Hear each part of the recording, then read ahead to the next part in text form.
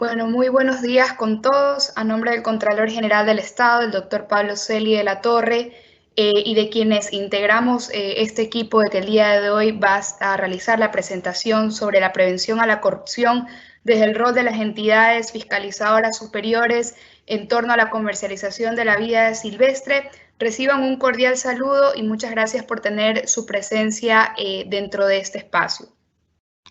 Me permito presentar como un primer ponente al doctor Erwin Ramírez, director del Proyecto Regional de Fortalecimiento del Control Externo en el área ambiental de la Agencia de Cooperación Alemana, GIZ, con quienes hemos tenido el gusto de compartir dentro de estos últimos años un proceso de investigación muy profundo para llevar adelante esta iniciativa. Erwin, te cedo a ti la palabra.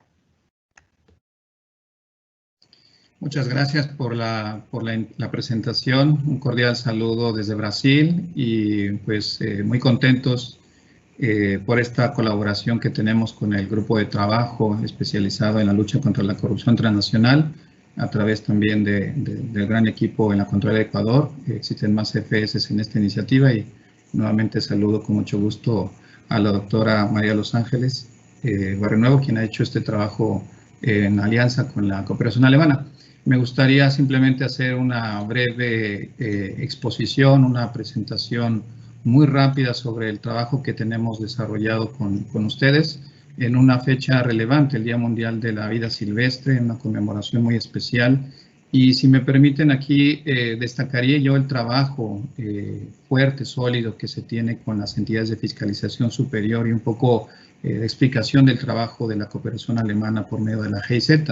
En este sentido, se reconoce el trabajo, la importancia de las entidades de fiscalización superior, porque, bueno, gracias a su actuación, a su trabajo, es que se promueve, como ustedes bien saben, el trabajo de rendición de cuentas, la transparencia, y son temas de gobernanza que parecieran abstractos, pero en este trabajo que hemos desarrollado con el grupo de trabajo especializado en lucha contra la corrupción, se ha visto un área de oportunidad interesante sobre los efectos de la corrupción, concretamente un tema de interés a la protección de la biodiversidad. El trabajo con las entidades de fiscalización superior, de acuerdo a resoluciones de Naciones Unidas, ha destacado la contribución no solamente a la gobernanza, sino también a la propia implementación de la Agenda 2030. Aquí vale la pena destacar la relevancia que juegan las CFS, no solamente como responsabilidad de los gobiernos y de partes interesadas por la implementación de los objetivos de desarrollo sostenible, destacado particularmente el ODS 16, que se refiere a instituciones transparentes, eficaces, responsables, y con un énfasis particular en el ODS 16.5, la meta específica de combate a la corrupción en todas sus formas. Es en este sentido que la cooperación alemana trabaja con la GIZ.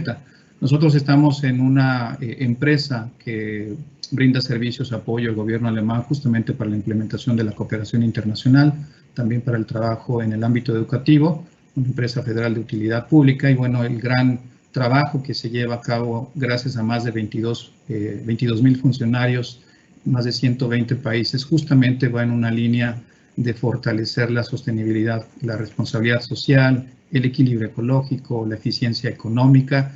Y en América Latina, la cooperación alemana se implementa a través de proyectos globales, regionales y nacionales o bilaterales en temáticas como presentamos en pantalla de medio ambiente, de biodiversidad, como es esta cuestión que vamos a observar el día de hoy, y claramente el proyecto, la naturaleza de nuestro proyecto actual para el fortalecimiento del control externo en el área ambiental para promover la gobernanza, cooperaciones triangulares claramente y promoción del sector económico. Esa es la actuación en América Latina. El trabajo que desarrollamos con entidades de fiscalización superior se puede observar en pantalla. En azul ven ustedes aquellos proyectos nacionales y regionales que trabajan con entidades de fiscalización superior. Aquí falta destacar toda Sudamérica, porque realmente el proyecto actual de fortalecimiento del control externo se implementa en colaboración con toda la OLACEF, las 22 entidades fiscalizadoras superiores. Solamente se destaca 2 países, pero en realidad son los 22. Y algunos otros proyectos anticorrupción. Esto cobra mucha relevancia. Cuando se creó el grupo de trabajo especializado, vimos una alianza potencial y hemos estado muy gustosos en trabajar en esta temática que va a ser presentada. La cooperación alemana, en grandes líneas, se implementa con iniciativas de anticorrupción, de atención médica, de infraestructura, Agenda 2030, en fin, todo esto vinculado naturalmente a la contribución a la calidad de vida de los ciudadanos, como lo dicta la Intosai P12, uno de los pronunciamientos profesionales de la Intosai más importantes. Y para crear un vínculo, ahí cerrando mi presentación, me gustaría destacar un proyecto hermano que tenemos en Brasil, como un ejemplo de otros que están trabajando para la protección de la biodiversidad. El proyecto Terramar colabora en el caso brasileño para ejemplificar con el Instituto Chico Mendes para la protección de la biodiversidad, una instancia, un brazo técnico del Ministerio del Medio Ambiente. Y uno de los objetivos de este proyecto es contribuir al fortalecimiento, a la implementación del Plan de Acción Nacional para la Conservación de Tiburones y Rayas en Peligros de Extinción. En grandes palabras, puedo decir que este proyecto tiene por propósito mitigar los impactos en los tiburones, en las rayas, en esta especie que han sido amenazados en su extinción en Brasil. Quiero destacar aquí y agradecer la presencia, ellos nos escuchan, el señor Rodrigo Barreto desde Paraná, en Brasil, así como mi colega asesora técnica del proyecto Terramar, Fabiana Cava, quien les agradezco mucho esta intervención. Estamos gustosos de abrir un espacio de colaboración y discusión más adelante en los próximos días, donde cordialmente les haremos una invitación para trabajar y explorar más esta colaboración a partir de los resultados que van a ser brindados en los próximos minutos. Finalizaría con mi intervención con una mención del Instituto Sea Shepherd, que tiene un brazo, esta ONG en Brasil. Ellos han alertado que existe una carga incautada que ha representado aproximadamente 40.000 tiburones muertos. En Brasil esta práctica ha exterminado ya al 90% de la especie, de esta especie en aguas brasileñas, y hay otras decenas más en riesgo de extinción. Dicho lo cual, agradecemos nuevamente el espacio que nos han brindado. Coloco aquí a disposición mis datos de contacto para seguimiento y agradecidos nuevamente a la OLACEPS a través de la Contraloría General del Estado de la República del Ecuador por esta alianza, por esta cooperación que tenemos, y pues en este día muy especial, agradecidos por este trabajo conjunto. Muchas gracias. La extracción ilegal de especies de fauna y flora de su territorio natural tiene un impacto negativo en la biodiversidad de los países y en la economía de las comunidades que utilizan estos activos de manera sostenible para su supervivencia. El tráfico de especies también aumenta el riesgo de enfermedades zoonóticas. Las entidades fiscalizadoras superiores de América Latina y el Caribe, a través del GTST, se han dedicado a mitigar la corrupción y el tráfico de especies. Este trabajo permitió identificar las especies más traficadas en la región, las rutas de tráfico más frecuentes y las iniciativas para contrarrestar este delito. La lucha contra la corrupción de los delitos transaccionales en materia ambiental cada vez suma más actores públicos e internacionales. Juntos lucharemos contra estos crímenes. Súmate a estos esfuerzos. Ayuda a difundir esta causa. Muchísimas gracias, Erwin, por la presentación de este video. Creo que ha quedado ilustrado un poco el trabajo que se ha venido realizando y la sensibilización que se busca llegar a cada una de las partes con las que estamos trabajando. Con esto en mente, doy paso a la palabra al candidato a PhD por la Universidad de Salamanca, al doctor Francisco Játiva, con quien les dejo este encuentro para que dé paso a las expositoras de esta tarde. Muchas gracias, Francisco, y bienvenido. Gracias, María Isabel. Buenos días con todos los asistentes. Para mí es un verdadero honor poderme distinguir a todos los distinguidos miembros y organizadores, al igual que todos los asistentes que este día se conectan para tratar un tema de vital importancia dentro del avance de la humanidad, que es la fauna hacia el Día de la Vida Silvestre. Y es un honor para mí poder moderar este panel, porque a continuación vamos a ver no solamente el compromiso de las ponentes en cuanto a su excelencia en cada uno de sus contenidos que nos van a impartir, sino también el compromiso que tienen todas las organizadores, los organizadores y las entidades de control para abordar este tema, que, sobre todo en el Ecuador, supone un riesgo altamente sensible para los ecosistemas, sobre todo para nosotros que tenemos ecosistemas sensibles y que lamentablemente somos víctimas de todos los ilícitos y todos los perjuicios que trae los ilícitos de transacción internacional de especies en peligro de extinción. No quiero robar más el tiempo y a continuación me voy a permitir presentar a la ponente inicial de esta mañana, la abogada María Gabriela Mesías Zambrano. Ella es abogada de los tribunales y juzgados de la República del Ecuador por la Universidad Católica de Santiago de Guayaquil. También es máster en Medio Ambiente, Dimensiones Humanas y Socioeconómica por la Universidad Complutense de Madrid. Tiene un diplomado en Medio Ambiente y Arquitectura Sostenible por la Universidad de Salamanca. Por su formación académica y experiencia en el derecho ambiental y animal, ha tenido la oportunidad de brindar asesoría legal tanto en el sector público como también en el sector privado en lo que respecta a la protección de derechos de la naturaleza, fauna urbana y silvestre. Ha sido profesora invitada también en Derecho Ambiental y Derecho Agrario y Recursos Naturales en la Universidad de Guayaquil, de Derecho Ecológico y Derecho de Minas e Hidrocarburos en la Universidad Tecnológica Ecotec y docente del evento de capacitación Delitos Ambientales organizado por la Dirección de Escuela de Fiscales de la Fiscalía General del Estado. Actualmente se desempeña como enlace o la CEPS de la Contraloría General del Estado. Para mí es un gusto presentar a la abogada María Gabriela Mesías Zambrano. Adelante, por favor. Muchas gracias por la presentación, Francisco. El día de hoy voy a hablar justamente sobre el tráfico de especies y corrupción, un pequeño análisis sobre los mecanismos legales internacionales y los posibles aportes del control gubernamental externo que se puede hacer en este tema. Empecemos. Antes de entrar en el tema que nos concierne, es necesario hacer un énfasis que es necesario que en las últimas décadas la preocupación por la conservación del medio ambiente ha sufrido un crecimiento asombroso en todos los niveles. Pues bien, hasta hace unos 50 años hay un desconocimiento total entre la relación de derechos humanos y medio ambiente. Al día de hoy hay numerosos textos normativos que consagran el derecho a un medio ambiente sano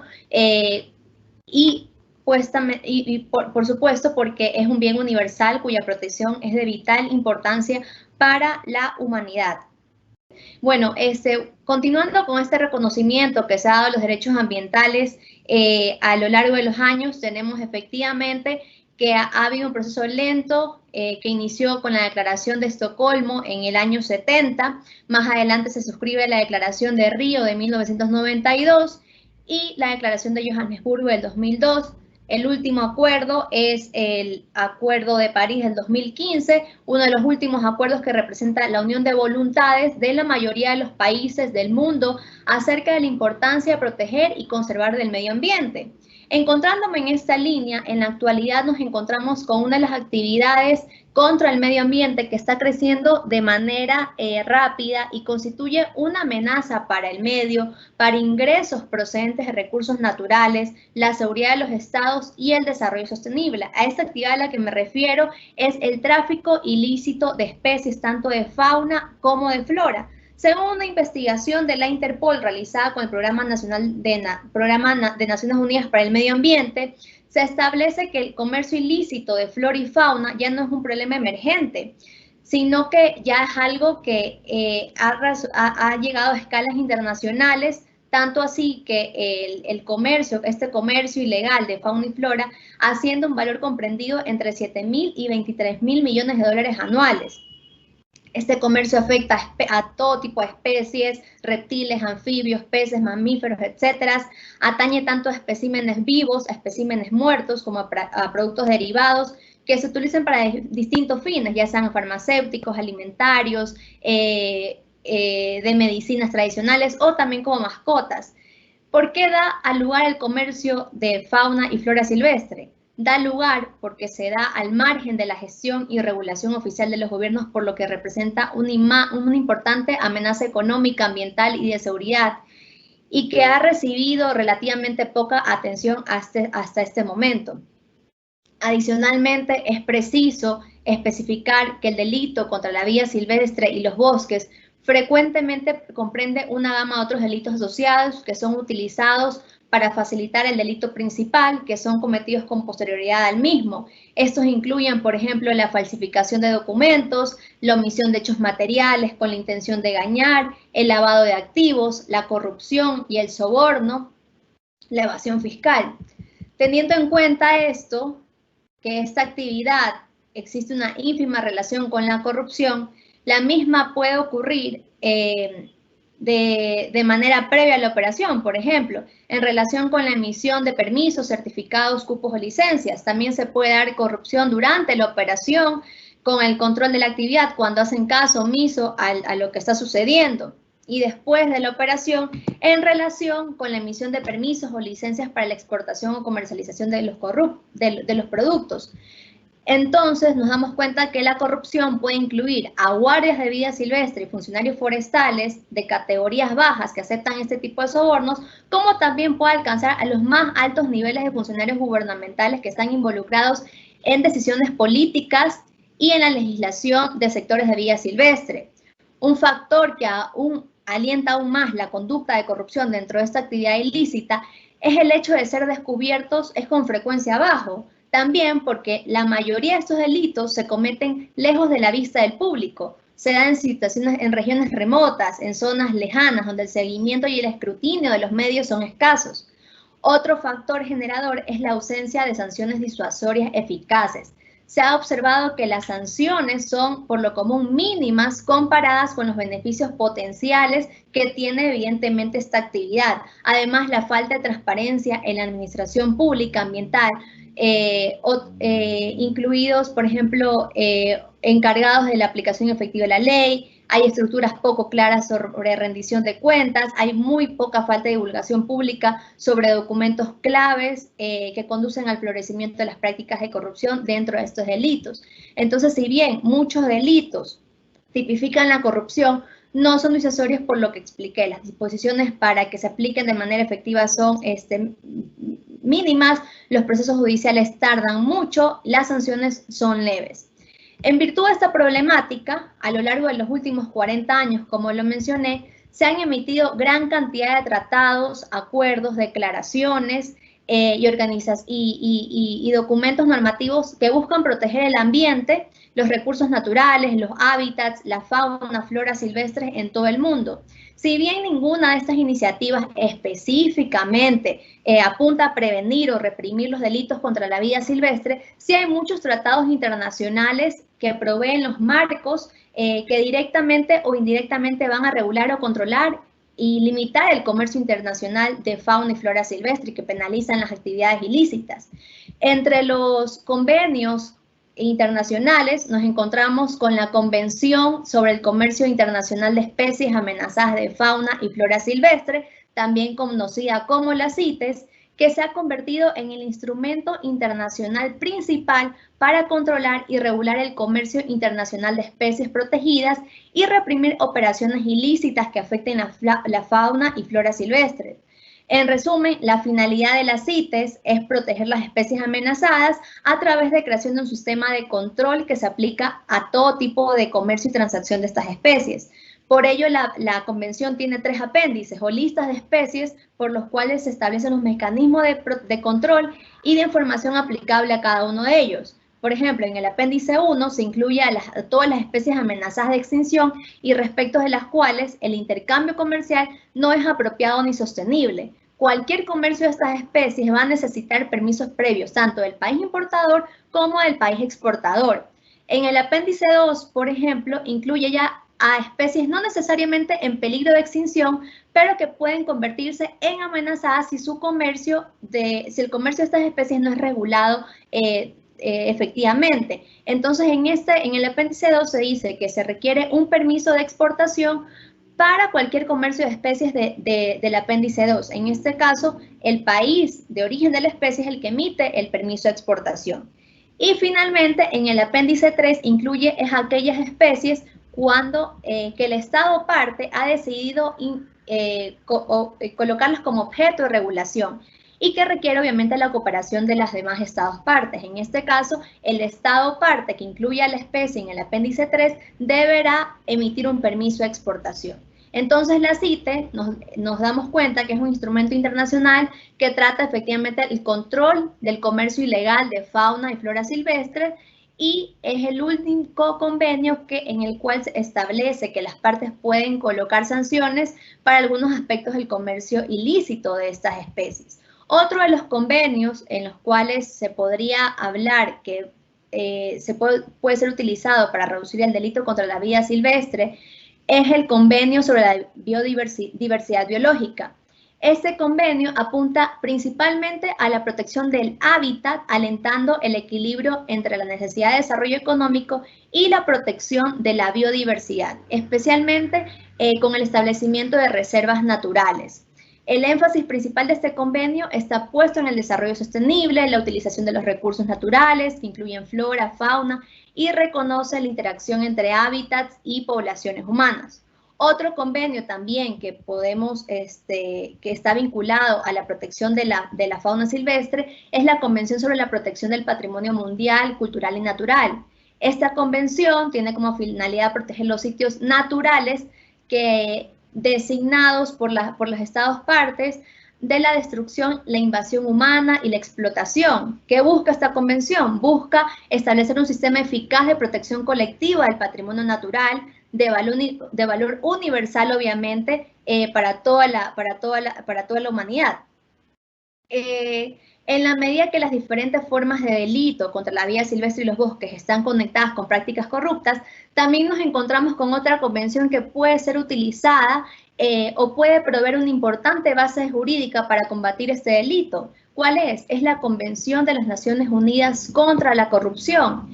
Esta convención es el primer instrumento mundial contra la corrupción legalmente vinculante. La convención busca en sí promover, fortalecer medidas para prevenir y combatir más y eficientemente la corrupción, promover, facilitar y apoyar la cooperación internacional y la asistencia técnica en la prevención y la lucha contra la corrupción, incluida, por ejemplo, la recuperación de activos. La convención establece una amplia gama de medidas preventivas anticorrupción y medidas relativas a la tipificación de delitos y aplicación efectiva de leyes y cooperación internacional, como lo venía diciendo.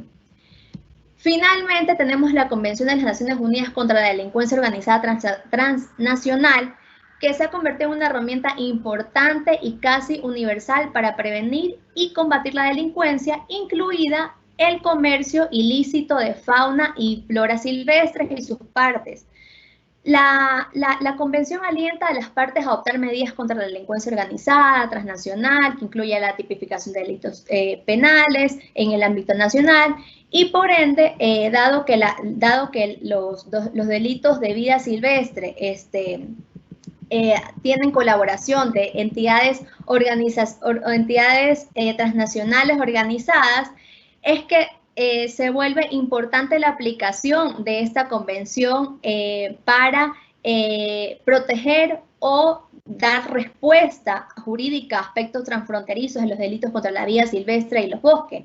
En efecto, la Asamblea General de las Naciones Unidas ha confirmado que esta convención constituye una herramienta eficaz y el marco legal necesario para la cooperación internacional en la lucha contra las actividades delictivas, contra el tráfico ilícito de especies protegidas, de flora y fauna silvestre, en apoyo obviamente en principio de la CITES, que fue la primera convención que nombré.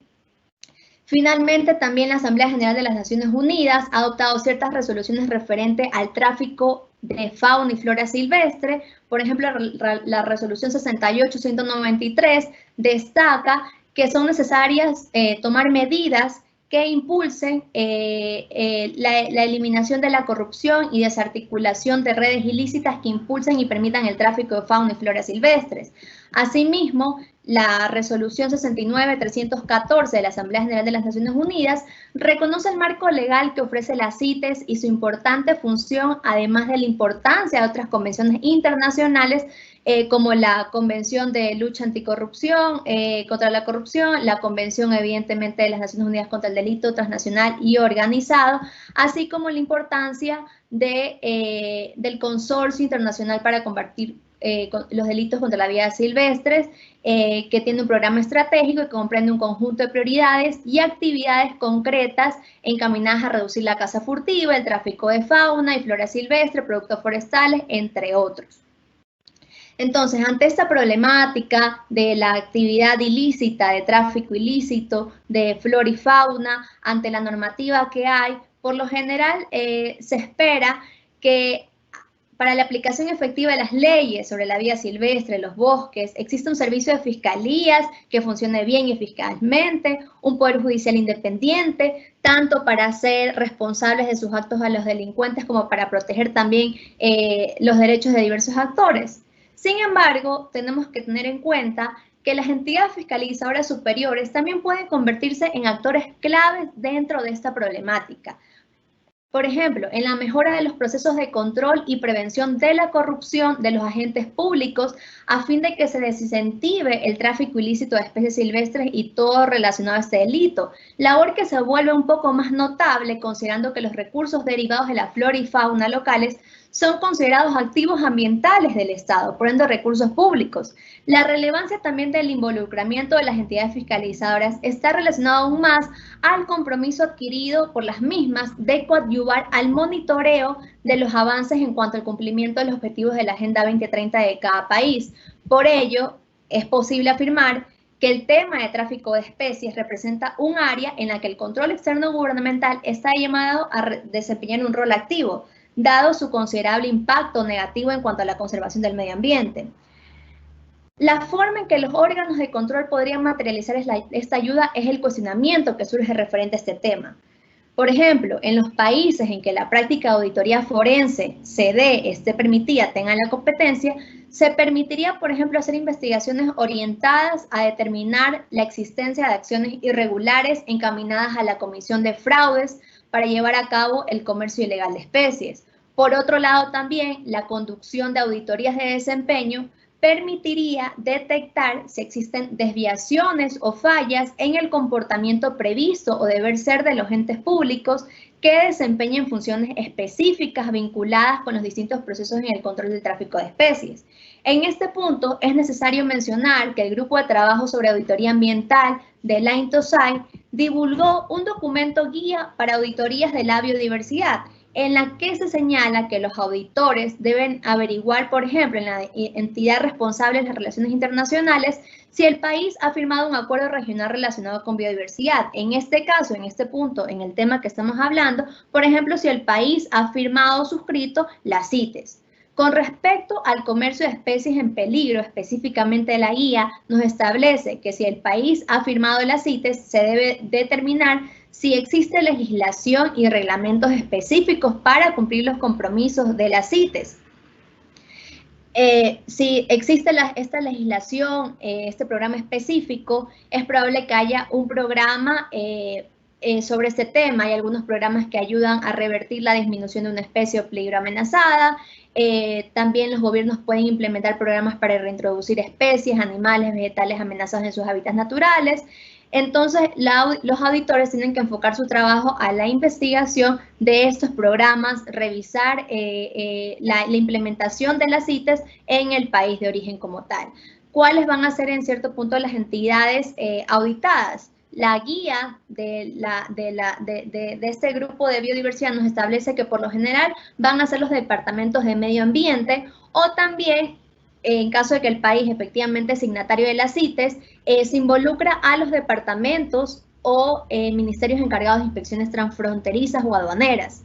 Entre las preguntas para investigación dentro de este tipo de auditorías, los auditores pueden preguntar si el gobierno está identificando especies en riesgo en el país, implementando su legislación y políticas sobre especies en peligro, controlando el comercio de especies amenazadas, combatiendo al comercio ilegal de vida silvestre, animal o vegetal, aplicando convenciones internacionales tales como CITES, implementando, como ya dijimos, programas de recuperación de hábitat con planes de acción específicos, creando áreas protegidas para especies en peligro y migratorias. En este punto es importante también mencionar, ya para finalizar, casos en los cuales EFS, entidades fiscalizadoras, han realizado auditorías a temas parecidos. En el año 2018, la AFS de los Estados Unidos realizó una auditoría cuyo título es Combatiendo el tráfico de vida silvestre. El objetivo de la auditoría fue revisar los esfuerzos de las agencias de Estados Unidos para combatir el tráfico de vida silvestre. La AFS de Estados Unidos revisó información de agencias de Estados Unidos y de las organizaciones internacionales y no gubernamentales, entrevistó a funcionarios de Estados Unidos en Washington, funcionarios estadounidenses en Miami, Florida, también funcionarios en China, Tailandia y Vietnam. Entre las conclusiones que llega la AFS de Estados Unidos al realizar esta auditoría es que el tráfico de especies silvestres socava todos los esfuerzos de conservación de un país y además puede alimentar la corrupción y desestabiliza las comunidades que dependen de la vida silvestre para biodiversidad y los ingresos del ecoturismo. Otra AFS que realizó una auditoría relacionada a este tema es la AFS de Polonia, quien en 1999, la Cámara Suprema de Control de Polonia auditó la aplicación de las obligaciones nacionales en el marco de las CITES. ¿Cuál era el objetivo de la auditoría? Era verificar las actividades de los organismos de la administración pública polaca destinadas a la protección de los animales. En esta auditoría se determinó, por ejemplo, que en Polonia no se contaba con una legislación aplicable a las CITES y que habían ingresado al país gran cantidad de especímenes de especies silvestres sin los permisos adecuados. Con la auditoría de seguimiento que hace Polonia en el 2002 referente a esta auditoría inicial, se determinó que a partir de la auditoría inicial entró en vigencia más adelante en el 2002 un reglamento de ley de protección de animales que incorporaba disposiciones de las CITES y estaba orientado a restringir y regular el comercio internacional de especies animales incluidas de las CITES. El Ministerio también de Ambiente puso en marcha en Polonia una campaña en los medios de comunicación para informar a los ciudadanos de la normativa resultante de las obligaciones contraídas en virtud de las CITES. Los servicios de aduanas y la inspección veterinaria fronteriza llegaron a un acuerdo para restringir el comercio de animales salvajes mediante el cual los funcionarios de aduanas fueron capacitados y conocieron qué animales podían o no podían entrar referente a las disposiciones de las CITES y la aplicación en su país. Entonces, ante estos casos de auditorías que se han realizado referente al tema de tráfico ilícito y cumplimiento de las CITES, existe la posibilidad de que los órganos de control puedan efectuar acciones de control que busquen prevenir el tráfico ilícito de especies de vida silvestre. Y ante la relación de este delito con un caso paradigmático de corrupción transnacional, como se mencionó al inicio, es que el grupo de trabajo especializado en lucha contra la corrupción transnacional de la OLACEF, con el apoyo de la cooperación alemana, está abordando el nexo del tráfico de especies con la comisión de actos de corrupción y cómo las EFS podrían contribuir en dicho ámbito. En vista de lo anterior, se efectuó desde marzo del 2020 hasta agosto del 2020 una consultoría para identificar el estado del tráfico ilícito de flora y fauna silvestre en América Latina y las formas de mitigar la corrupción relacionada al mismo. A partir de este ejercicio académico se obtuvieron 3 informes técnicos que han revelado los actores y organizaciones de interés, las buenas prácticas internacionales, una aproximación a las rutas y principales especies traficadas. Asimismo, se exploró de forma transversal el rol de las entidades fiscalizadoras. Como resultado de estas consultorías, con la colaboración de la GIZ, se ha elaborado un documento que será publicado el día de hoy en la página web de la OLACEF, que es de uso público, todas las personas lo pueden revisar, los invitamos a leerlo, en el cual se determina cuál podría ser el posible marco de acción del Grupo de Trabajo de Lucha Anticorrupción, en el cual se plantea la viabilidad de motivar a la integración de una plataforma de carácter multisectorial que permita la articulación de esfuerzos de autoridades competentes, también un diálogo abierto, intercambio de experiencias y conocimientos. Asimismo, en la consultoría, en el documento podremos ver que se planteó la realización de otras acciones conjuntas de intercambio de buenas prácticas y lecciones aprendidas, o bien de desarrollo de capacidades en la materia en el marco de cooperación entre EFS a nivel regional e interregional, con el apoyo, evidentemente, de la CONTEMA, que es la Comisión Técnica de Medio Ambiente, y la WGA, que es el Grupo de Biodiversidad. Entonces, invitamos a las personas a revisar este documento que será publicado el día de hoy en la página web de la CEF y va a ser de uso público. Todas las personas podrán ver cuál es la importancia del rol de las GFS dentro del tráfico ilícito de especies y flora, de fauna y flora. Hasta aquí mi intervención, agradezco mucho el espacio dado, gracias por su atención. Cualquier consulta podrían realizarla al correo gtct@contraloría.gov.es. Muchas gracias por tu brillante intervención, María Gabriela. Sin duda un tema importante, ver cómo el sistema jurídico se puede ver pervertido por estas prácticas ilícitas y de juicios a la víctima y a los ciclos. A continuación, fue el enorme agrado de la doctora María Ángeles Barrionuevo, que nos hablará esta mañana sobre un tema de absoluta relevancia, que es el diagnóstico de la susceptibilidad a la corrupción en los procesos de comercialización, les pido disculpas, sí, comercialización de la pesca incidental de tiburones, una aproximación del caso ecuatoriano. Voy a permitirme leer la reseña académica y profesional de nuestro ponente. Es economista de la Pontificia Universidad Católica del Ecuador, máster en Administración de Proyectos y doctora en Políticas Públicas por la Flaxo, Ecuador, con especialización en Políticas Públicas Ambientales. Ha realizado cursos de especialización y diplomados en Economía Ambiental y Economía Socioambiental. Es una profesional con amplia experiencia en liderar proyectos de cooperación internacional en las áreas de desarrollo ambiental, social y económico. Ha trabajado también con organismos internacionales como PNUD, PENUMA, UNICEF, UNIFEM, UICN, la Agencia de Cooperación Alemana y la Cooperación Suiza. Es investigadora en la temática socioambiental y desde hace más de 15 años se desempeña como docente e investigadora de la Facultad de Economía de la Pontificia Universidad Católica del Ecuador. Adicionalmente, es docente en la Escuela Politécnica Nacional de la Facultad Latinoamericana de Ciencias Sociales Flaxo Ecuador y también de la Universidad Andina Simón Bolívar. Doctora, tiene el espacio para presentar su exposición. Adelante, por favor. Muchísimas gracias. Solo quisiera confirmar que estamos visualizando la presentación y me están escuchando bien. Sí, adelante. Muchísimas gracias. Bueno, yo quería compartir con ustedes esta experiencia de investigación que hemos realizado en apoyo de la GIZ, justamente al grupo de trabajo de las entidades de fiscalización superior, en el que nosotros hemos ido realizando un ejercicio por más de un año para poder determinar justamente cuáles son los elementos más importantes que están susceptibles a corrupción dentro de los procesos de comercialización. Quisiera compartir con ustedes la última información que nosotros hemos generado, en el cual tenemos que enmarcarnos cómo es este proceso de tráfico ilícito de flora y fauna silvestre. Como ya lo dijo Gabriel en su exposición, este es un fenómeno de múltiples dimensiones. En realidad aquí intervienen varios actores e intervienen con intereses personales, efectivamente porque, como se ha determinado en la data, este tema de corrupción del tráfico ilegal de animales y sus partes ocupa actualmente el 4º lugar en las cifras de crimen organizado. De acuerdo a una investigación que hizo el GEF, se movilizan aproximadamente de 7 a 23 billones de dólares anuales vinculados con estos tráficos, con este tráfico ilícito. Entonces, efectivamente, uno de los principales factores que está influyendo dentro de este proceso es la motivación económica, pero no estamos dimensionando la incidencia que esto tiene en la pérdida y afectación de la biodiversidad, así como tampoco estamos analizando cuáles son las complejas interrelaciones que se dan a partir de esto en lo que es introducción de especies o alteración de hábitats y ecosistemas. Con esta preocupación, las entidades de fiscalización superior quisieron ver cuál es el rol que ellos pueden ejercer en este proceso y aportar justamente a controlar el ilícito vinculado.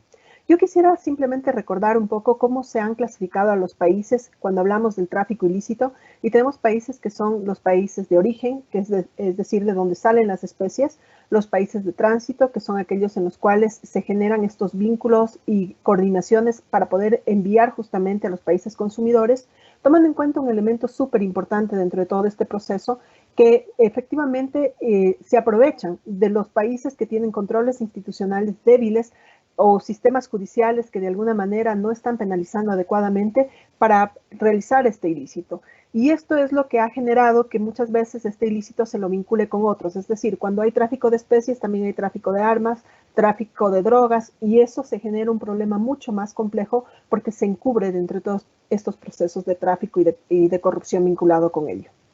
Es por ello que las FEC, preocupados justamente de cómo se vincula esta corrupción, han determinado que hay un primer elemento crítico, que es la falta de compromiso de la administración pública en muchos de los países, lo cual ha hecho que se tengan limitadas medidas de control y de personal, y efectivamente los servidores públicos, como lo decía Gabriela, pueden tener o pueden cometer actos de prevaricación, de infidelidad en la custodia de documentos, pueden generar fraude, pueden realizar certificados no adecuados. En términos generales, pueden realizar un abuso también de su función y no ejercer aquellos roles que son vinculados justamente a su cargo.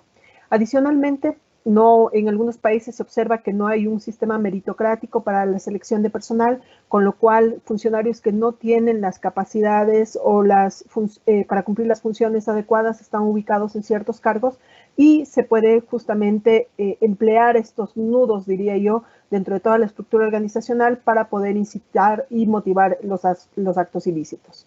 Otro de los problemas que también Gabriela lo mencionó es los altos niveles de impunidad, el poco seguimiento que se le da a estos procesos, y efectivamente esto hace que se abuse del sistema judicial porque saben que no van a tener las penalizaciones vinculadas en estos elementos. ¿Cómo se puede resolver esto? Pues uno de los principales puntos que nosotros hemos determinado es que tenemos que trabajar de una manera coordinada interinstitucionalmente, y para ello los sistemas necesitan tener no solamente un rol muy fuerte de parte de las entidades estatales y gubernamentales, sino también de la sociedad civil, que pueda generar estos procesos de denuncia, que pueda informar cuando se sabe que hay un acto ilícito que se está realizando dentro de todo este proceso, pero que sea también una denuncia que le permita protegerse. Porque efectivamente ustedes, como les he comentado hace un momento, tienen que tomar en cuenta que estamos enmarcados en una red de tráfico y una red de corrupción mucho más grande dentro de todos los procesos. Y adicionalmente tenemos que considerar que este no solamente es un tema de pérdida de diversidad biológica, un tema de posibles problemas de salud que se pueden generar inclusive a partir de de este tráfico, la introducción de especies y demás, sino que también tenemos pérdidas fiscales, porque cuando no se emiten los certificados, no se pagan los impuestos adecuadamente, los gobiernos dejan de cobrar justamente tasas tributarias, y de acuerdo a estimaciones que se han hecho a nivel mundial, cerca de 7 a 12 billones de dólares anuales son los que se dejan de pagar al fisco por el tráfico ilícito que se genera tanto en lo que es deforestación, pesca y el tráfico ilegal de especies como tal. Por lo tanto, podemos ver que este es un problema que nos convoca a todos, nos convoca a personas, nos convoca a instituciones, nos convoca a suprainstituciones, y todos tenemos que actuar de alguna manera. Y es por ello que en esta parte del ejercicio nosotros empezamos a enfocar en un caso de estudio. Y para ello yo quiero contarles un poco cómo surge el caso de estudio seleccionado, pues a partir de la investigación que hemos venido realizando durante el último año, se identificaron que de América Latina especialmente son 5 los grupos y especies y grupos de especies que son más comercializados de una manera ilegal a nivel mundial. Y en eso tenemos en el caso de los peces, a los tiburones; en mamíferos teníamos a los grandes felinos, jaguares y pumas; en aves, loros, pericos y guacamayos; en plantas, las orquídeas; y recursos forestales. Sin embargo, justamente para tratar de seleccionar y poder dar respuesta a procesos internos dentro de este escenario, era necesario ubicar una especie o grupo de especies que nos permitan hacer un seguimiento más adecuado. Y para ello se consideraron justamente como primer criterio de selección las apéndices CITES 2 y 3, que, como Gabriela les explicaba, nos determinan la posibilidad de comercializar estas especies de acuerdo a los elementos que han planteado los estados, y por lo tanto en apéndice 2 y 3 encontramos las especies que, si bien es cierto no están amenazadas, sí están reguladas de alguna manera, y se necesitan en los dos casos permisos de exportación, lo cual determinaba que los países que comercializan estas ya les dan cierto nivel de protección. Y adicionalmente se hizo un análisis de la importancia económica que tienen estas especies en términos también de ingresos para el país, o de diversos reportajes que se dan a partir de las ventas ilícitas de estos productos. ¿El por qué? Porque efectivamente una vez que nosotros promovamos el control o generemos una línea administrativa para poder evitar el tráfico ilícito de estas especies, tiene que tener una relación costo-beneficio. Es decir, el gasto administrativo que nosotros como estados vamos a realizar en proteger a estas tiene que estar equiparable a la pérdida administrativa financiera que tendremos de permitirse el ilícito. Como yo les mencionaba hace un momento, teníamos este egreso, por ejemplo, de no pago tributarios, o las pérdidas que tenemos en las certificaciones y demás. Entonces tiene que justificar la intervención dentro de esto. Esto nos llevó a nosotros a seleccionar dentro de los del grupo de estudio justamente a los tiburones, porque eran los que en la mayoría de países miembros de la GTCT habían estado ya con estos niveles de protección y adicionalmente representaban la importancia económica para las economías de cada uno de estos países. Una vez que se selecciona esto, era necesario ubicar en qué país hacer el ejercicio. Y para ello se realizó un ejercicio muy interesante de selección de variables múltiples en la cual nosotros tuvimos 9 criterios para definir cuál era el país en el que realizaríamos el caso de estudio. El primer criterio que queríamos considerar es si el país era o no megadiverso, justamente por lo expresado por Erwin también, por Gabriela, la importancia de la diversidad en la región, que necesitábamos de alguna manera resaltar que la corrupción sí se ha ensartado mucho más en los países que son más diversos, y efectivamente este es un criterio en el cual nosotros tenemos que tener cuidado porque son los países más vulnerables también a toda la pérdida de diversidad biológica. El segundo es un elemento decisor si es que es o no miembro de CITES, pero ese se vinculaba con el tercer criterio, que era si es que ellos han designado dentro de su país, entre sus autoridades administrativas, a entidades de fiscalización superior o entidades de control policial, porque eso representaba que ya lo han escalado a un nivel de control, diríamos, ya mucho más alto que solamente tener designación de autoridades técnicas y dejar de lado todo lo que sería la parte judicial y legal. El cuarto criterio es si es que contaban con una estrategia nacional o una política pública específica para reducir el tráfico ilícito de especies, que muchos países miembros del GTCT ya lo tienen, es decir, ya tienen toda una estructura institucional de política pública para poder enfrentar estos problemas, no necesariamente desde la línea de corrupción, pero sí desde la línea de tráfico ilícito. Otro de los criterios fue información de identificación de especies, si es que se contaban con estudios en los cuales los funcionarios puedan tener con cartillas, por ejemplo, de identificación de especies, si es que había levantamiento reciente de cuáles son las especies que hay en el territorio. Entonces este era un criterio muy importante porque es muy difícil para un funcionario justamente poder hacer la verificación si es que no cuenta con esta información. Otro de los puntos relevantes que se tomó en cuenta para la selección de país fue la existencia de acuerdos bilaterales o multilaterales relacionados con delitos de comercio ilegal de flora y fauna silvestre, porque como lo mencionó Gabriela, ya muchos países comienzan a debatir esto y se han firmado ya documentos legales en los cuales los países se comprometen oficialmente a evitar este ilícito. Un punto importante también fue la vinculación internacional con redes ilegales de comercialización de flora y fauna silvestre, que está vinculado también con el siguiente punto, que es reportes de tráfico de drogas, personas y armas de fuego, que como les decía, los ilícitos aparecen generalmente vinculados, por lo tanto, países en los que había mucho reporte por medio de medios de comunicación de que hay tráfico de drogas, armas o de personas, estaban generalmente vinculados con la comercialización de flora y fauna silvestre de manera ilegal. Entonces eran criterios que nos permitían afianzar el caso de estudio por la importancia temática. Y finalmente, si es que son países que han pedido o están recibiendo asistencia técnica internacional y regional, especialmente de 3 instituciones que estaban ya muy vinculadas y que estaban descartadas de las primeras porque ya habíamos hablado de CITES, y aquí se considera específicamente la Interpol, la UNODC y UICN, que son las que de alguna manera han estado trabajando ya históricamente en la región para combatir el tráfico ilícito. Y nuevamente resalto, siempre estas instituciones trabajando con todo lo que es el ilícito, pero no necesariamente corrupción, que es el tema que este grupo de trabajo de entidades de fiscalización superior es en cambio su fortaleza. Entonces se combinaban muy bien los procesos que estábamos trabajando. Este es el resultado de la selección del caso de los países, es decir, se fue cuantificando cada uno de los criterios para los países para ver la mejor opción, especialmente vinculada ya con tiburones, que fue el primer criterio de selección, y esto nos llevó a tener a 3 países finalistas, donde Ecuador lideraba el proceso con 14 puntos, seguido por Perú con 13 puntos y Colombia con 12 puntos. Esto refleja además un punto muy importante, pues geográficamente los 3 países están vinculados y de alguna manera ustedes pueden ver por los medios de comunicación y por los reportes de prensa que se genera, las especies se trasladan de manera ilegal, de manera transfronteriza y se apoyan en algún flujo que ellos pueden tener para sacarlo a nivel internacional y comercializar. Es decir, recordemos esto que hablábamos del país de tránsito, el país de origen y el país de destino. Entonces, lo que se podría evidenciar es que muchos de los países se están convirtiendo en país de tránsito en realidad, y Ecuador aparecía como el país de origen. Entonces, era importante empezar en el caso ecuatoriano para este análisis. A partir de ello, lo que nosotros tenemos que considerar es que esta compleja situación que tiene múltiples dimensiones ha llegado a afectar en el caso ecuatoriano a los productos y subproductos vinculados con el tiburón específicamente lo que más se comercializa de manera ilegal son las aletas de tiburón. Hay recientes casos del año, por ejemplo, del año 2020, en marzo, que hubo un decomiso de 26 toneladas de aletas de tiburón en Hong Kong, que ha sido el decomiso más grande, y este provino de Ecuador.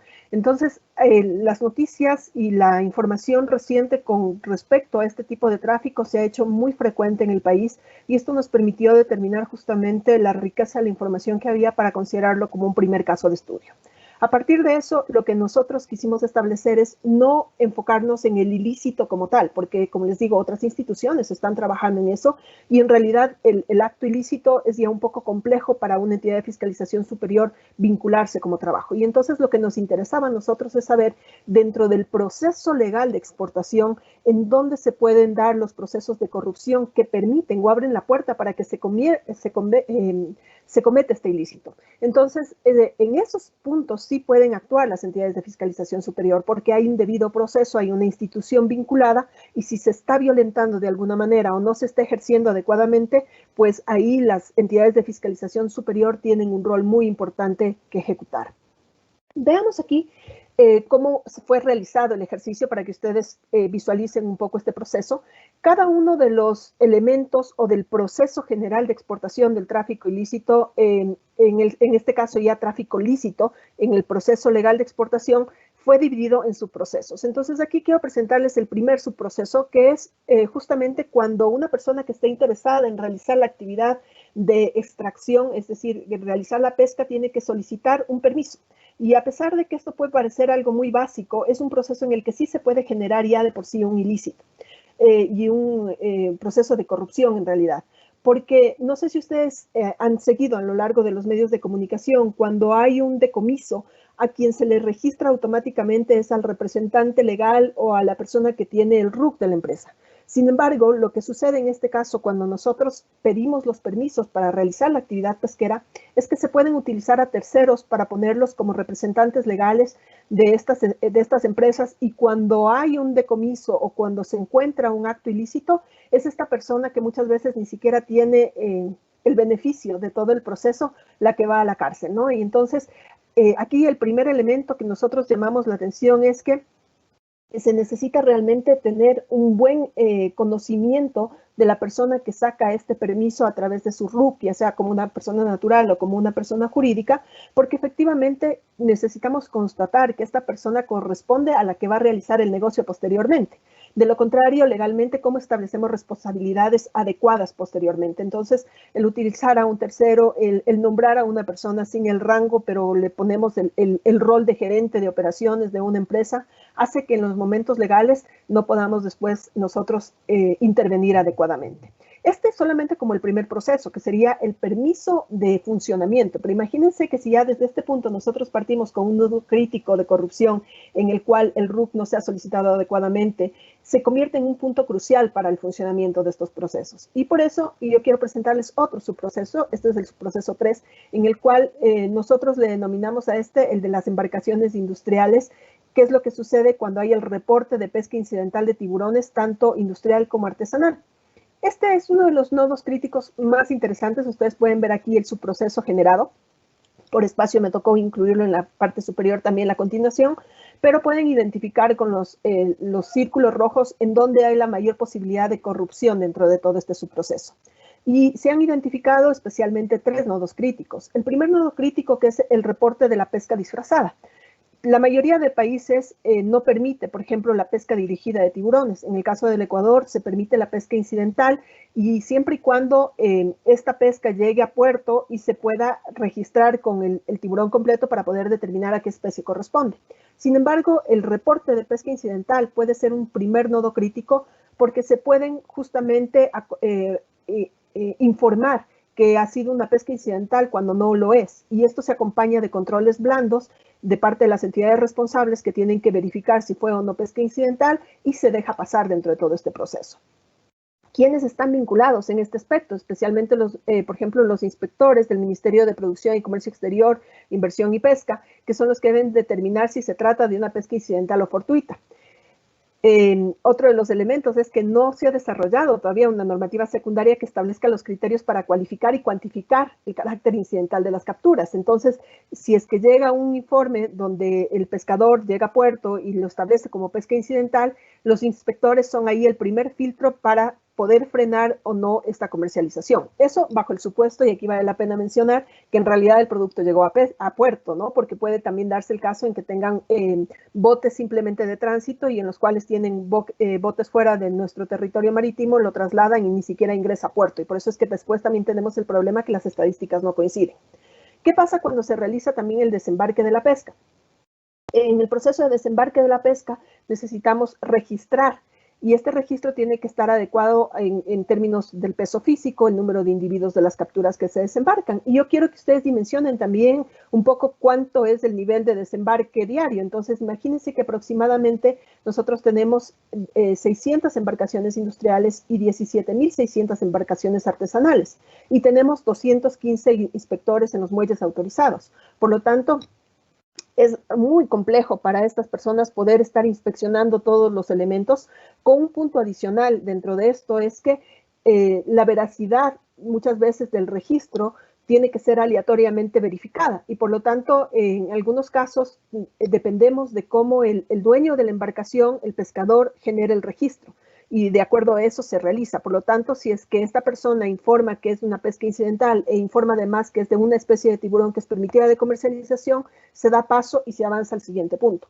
En este proceso es el punto de inspección. En el punto de inspección lo que se tiene que verificar es si es que el certificado de monitoreo de la pesca incidental coincide con lo que el inspector va a verificar en términos físicos. Y para eso este inspector necesita un conocimiento y una preparación a nivel técnico elevado para poder, a partir justamente de las declaraciones que se están dando a nivel del registro, verificar si es cierto, lo cual es muy complejo porque muchas veces las aletas de tiburón vienen empacadas y entonces eso dificulta mucho su caracterización. De igual manera, imagínense ustedes que este inspector tiene que tener la capacidad de visualmente confirmar a qué especie de tiburones corresponde y si es que es permitido o no su comercialización. Y otro punto crítico que se encuentra dentro de este proceso es el horario de trabajo. Los inspectores trabajan desde las 6:30 de la mañana hasta las 5 de la tarde y cualquier bote que llegue posteriormente a esto puede ingresar simplemente llenando el registro, pero ya no es verificado ni inspeccionado. Entonces, como ya muchas veces los pescadores saben este proceso, pues llegan fuera de las horas del inspector, ingresan el registro, reciben el permiso y se comercializa el producto, pero no necesariamente hay una persona que haya realizado dicha verificación. Fíjense solamente en uno de los subprocesos, nosotros hemos identificado 6 y en cada uno de ellos está detallado cada uno de los elementos y de los nodos críticos que se podrían generar. ¿Cómo necesitamos la acción y el trabajo de las entidades de fiscalización superior para que nos ayuden con este proceso de control, de verificación que el funcionario cumple adecuadamente su trabajo? Pero adicionalmente también quiero llamar un poco la atención de la capacidad técnica y capacidad humana que tenemos para realizar ese control. Entonces, se me hace a mí muy complejo que los funcionarios de las entidades, los inspectores, tengan que realizar este trabajo cuando tienen tan poco recurso humano y tenemos tantas embarcaciones que llegan frecuentemente a puerto, ¿no? Entonces, también esto implica una reestructuración, una revisión orgánica institucional, porque necesitamos fortalecer estos puntos que son críticos dentro de todo el proceso de comercialización. Una vez que hemos identificado estos elementos, lo que se hizo es justamente pensar en esta institucionalidad. ¿Cuál es el control que deberíamos tener nosotros, tomando en cuenta que este no es un rol específico de las entidades de fiscalización superior? Es decir, las entidades de fiscalización superior no pueden verificar si se está realizando el tráfico ilícito o no. Lo que tienen que concentrarse es en el acto de corrupción atrás de ese tráfico ilícito. Y para eso, las entidades de fiscalización tienen que trabajar de manera coordinada. Y para ello hemos creado una figura desde el concepto del stakeholder, donde lo que nosotros establecemos es que van a ser stakeholders en las entidades de fiscalización superior todos los actores o instituciones que tienen una responsabilidad establecida o un interés autodefinido en la prevención y control de los actos de corrupción. Y esta institucionalidad de estos stakeholders va a estar vinculada con lo que son los actores internacionales, nacionales y locales. Para ello, los stakeholders han sido divididos en 3 grandes grupos: instituciones públicas, organismos internacionales, intergubernamentales y ONGs, y sector privado. De esta manera, lo que se ha hecho es trabajar en una siguiente etapa en la cual se busca justamente entender dos grandes preguntas. ¿Cuáles son los actores relevantes dentro del proceso de exportación legal de aletas de tiburón, en el caso del Ecuador? ¿Y cómo se pueden relacionar estos actores para contribuir a las entidades de fiscalización superior, en este caso la Contraloría General del Estado, a la prevención y control de la corrupción que se podría generar en los procesos de exportación legal de las aletas de tiburón? A partir de estas preguntas guía, lo que se pudo establecer es cuáles son las instituciones que tienen la posibilidad de apoyar y de controlar como responsabilidad, y mapearles en una primera instancia todas estas instituciones, de manera que veamos cuáles son las directamente responsables del control y cuál es el nivel de apoyo que les pueden dar a la Contraloría General del Estado en este caso. Como podemos apreciar en el subproceso que yo les acabo de indicar, que es el momento en el que llega el producto a puerto y tiene que ser registrado, las entidades que tienen mayor capacidad de control son el Ministerio del Ambiente, el Ministerio de Acuacultura y Pesca, justamente el Ministerio de Producción y Comercio Exterior, y también la Unidad Especial de la Policía Nacional para los temas de medio ambiente. Y la Contraloría General del Estado también tiene una capacidad de control aquí muy fuerte en términos de corrupción. Una vez identificado y mapeado a los actores de esta manera, se puede pasar a un segundo nivel, que es elaborar justamente la red de actores. Aquí tal vez se vuelve un poco complejo para visualizarlo, porque efectivamente lo que vemos es que todos los actores pueden estar interactuando entre sí. Las flechitas de línea recta significan interacción directa, intervención directa. Las de línea punteada representan relaciones indirectas. Y las líneas rojas representan relaciones adversas o contrarias a aquellos que no estarán tan a favor de que realicemos estos procesos de control. Entonces, efectivamente, en este caso, cuando nosotros estamos viendo el subproducto que les había comentado, tenemos como objetivo asegurar que la pesca dirigida de tiburones no se confunda con pesca incidental a través de un registro adecuado de los tiburones al momento del desembarque. Y al hacer esto, nosotros tenemos una serie de instituciones que tienen responsabilidad directa, como la unidad de policía, el Ministerio de Producción, el Ministerio del Ambiente, el Ministerio de Acuacultura, pero también tenemos a los productores industriales y a los productores artesanos, que son los que hacen el registro. Sin embargo, como ustedes se dan cuenta, tanto los productores industriales, artesanos y los comercializadores, que son los terceros que intervienen en este proceso, no van a estar muy a favor de todo este proceso. Entonces es necesario trabajar con un tema de concientización, de sensibilización, pero fortalecerse institucionalmente con el apoyo de todas las instituciones que vemos en este mapa externo para lograr el cometido, que es justamente evitar los procesos de corrupción dentro del proceso de registro, de manera que ya dejemos de confundir lo que es pesca incidental con pesca dirigida, y de esa manera nosotros podamos evitar la comercialización de las especies. Este ejercicio se ha hecho para cada uno de los subprocesos y se ha identificado con qué instituciones, en este caso la Contraloría General del Estado, le es más conveniente o debería trabajar de manera más directa para que pueda justamente controlar estos procesos de corrupción. Especialmente el Grupo de Trabajo de Corrupción Transnacional puede generar alianzas, convenios y relacionamientos con las instituciones para recibir ya sea el asesoramiento de organismos internacionales, que ya lo han estado haciendo, de ONGs, organizaciones y fundaciones locales, las BINGOS y ONGs nacionales, pero también de institutos de investigación como el Instituto Nacional de Biodiversidad del Ecuador, las instituciones de educación superior, academia, y instituciones como por ejemplo aduanas, el SRI o el Ministerio de Relaciones Exteriores, que de alguna manera también van a ser actores relevantes, pero con un nivel de responsabilidad diferente. Aquí en este círculo también es importante mencionar lo que significa la gama de los círculos concéntricos, donde la gama inferior, es decir, el círculo más cercano, representa aquellas instituciones que tienen una responsabilidad directa establecida por sus funciones y competencias a nivel estatal. En la medida que nos vamos alejando, esto deja de ser una responsabilidad directa y se convierte más bien en un tema de autointerés o autoconvocatoria para apoyar en este proceso, y por lo tanto nos vamos dando cuenta que para cada subproceso las instituciones también van a ir cambiando de círculo y van a irse generando diferentes redes de comportamiento y redes de vinculación entre estos actores. Este tipo de ejercicios, como el que hemos hecho en este momento, pueden ser tranquilamente replicados a nivel de las otras FS, inclusive replicados para poder elegir una nueva especie de interés de trabajo dentro de los otros países. Y lo importante es que las instituciones de fiscalización superior, las entidades que están aquí vinculadas, se den cuenta que este es un trabajo coordinado en el cual pueden recibir el apoyo y también apoyar a muchas otras instituciones. Y de esa manera tratar de promover estos vínculos interinstitucionales, de promover un trabajo coordinado y sobre todo de fortalecer por un objetivo común, que es la protección de las especies, evitar el tráfico ilícito y, por supuesto, controlar los actos de corrupción a través de dicho tráfico. Con ello, yo simplemente quiero cerrar esta exposición planteándoles una pregunta que quiero que sea resuelta de manera personal, y es ¿cómo puedo aportar desde mi sector? Ahora que veo que tal vez mi institución está reflejada en este diagrama, ¿cuál es el rol que yo puedo tener? ¿Cómo puedo yo aportar a la Contraloría General del Estado? ¿Qué tipo de convenios puedo generar?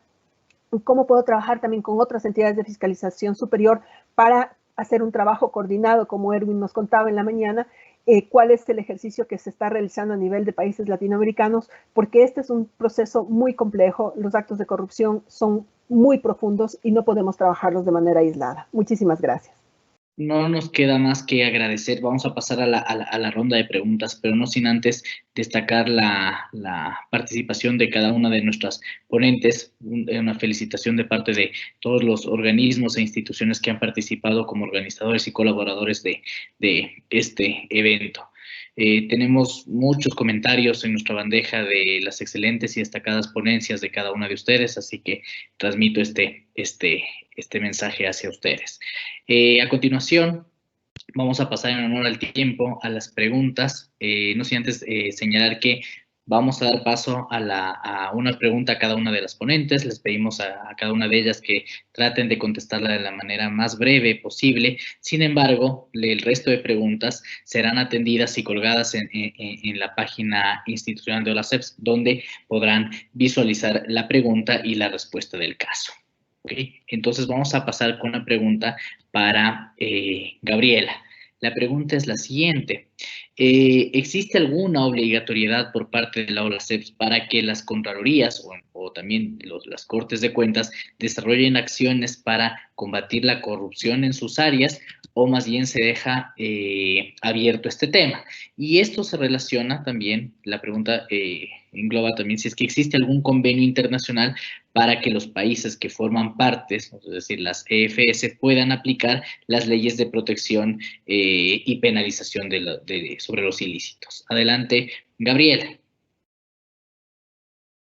Bueno, con respecto a esta pregunta, no existe una obligatoriedad como tal para que se desarrolle este tipo de acciones, pero sin embargo, a través de la Declaración de San Salvador de lucha contra la corrupción, impulsada justamente por el Grupo de Trabajo Especializado en la Lucha contra la Corrupción, liderado por la EFS Ecuador, se insta a las EFS de la región a luchar contra la corrupción a nivel transnacional, constituyendo efectivamente un punto de partida para incidir en estos temas en los cuales hay corrupción, hay esta conexión de tráfico ilícito y corrupción. Entonces ya queda a potestad de cada EFS de seguir y realizar este tipo de auditorías con la finalidad de luchar y mitigar este tipo de delitos transnacionales dentro de cada uno de sus países. Gracias, Gabriel. Ahora a continuación vamos a presentar la pregunta para la doctora Barrionero. Doctora, ¿existe alguna metodología utilizada para el caso de tiburones, aparte de la que usted expuso, y se puede utilizar para otro tipo de especies y para cualquier otra FS de la región? Muchísimas gracias. Sí, en efecto, uno de los elementos críticos que nosotros conversamos justamente con el grupo de trabajo es que queríamos que este no sea un ejercicio realizado para un país y que simplemente se cierre, sino que todo este ejercicio partió de la definición metodológica con una aplicación al caso de estudio. Entonces, yo estoy segura que después de unos días el grupo de trabajo va a poder compartir con las otras FS el proceso metodológico para que se pueda replicar tanto la selección del caso de estudio, es decir, la selección de la especie, como la selección del país, de manera que tengan ustedes la consolidación adecuada para el criterio de selección. Y una vez realizado esto, también está la propuesta metodológica para hacer el ejercicio de levantamiento del proceso y subproceso, dentro de todo lo que sería el proceso de exportación de la especie que ustedes elijan como país a realizar. Y adicionalmente está la propuesta metodológica para realizar el mapeo de actores por el tema de control, por el tema de atributos y por el tema también de responsabilidad. Es decir, todo lo que yo he presentado en este caso como un caso de estudio está sustentado por una propuesta metodológica que será compartida con ustedes oportunamente. Muchas gracias, doctora. En honor al tiempo, simplemente quisiera cerrar el evento agradeciendo a las entidades organizadoras por la preocupación, y qué más prueba de ello que en el Día de la Vida Silvestre se plasmen realidades incómodas, realidades difíciles de afrontar por parte de los estados y los entes de control, pero no por ello invisibles. Son realidades que países como todos quienes estamos asistiendo a este evento las vivimos en mayor o menor medida. Sin embargo, todos estamos comprometidos a hacer algo al respecto. El ser humano es parte de los ciclos ecosistémicos y en razón de ello ha de ser el responsable de cuidarlos, de protegerlos. Adoptar una visión responsable entre el crecimiento y la conservación, que no son términos incompatibles, sino son términos que se pueden amalgamar siempre y cuando hay un criterio de responsabilidad y de razonamiento en el uso de los recursos naturales. Muchas gracias a todos y cada uno de ustedes que han participado en este evento, gracias a nuestros panelistas y por supuesto gracias a OLACEPS, a la Contraloría General del Estado del Ecuador, a las agencias internacionales de cooperación y sin duda alguna a todos y cada uno de ustedes. Muchísimas gracias por su participación. Damos por terminado el evento.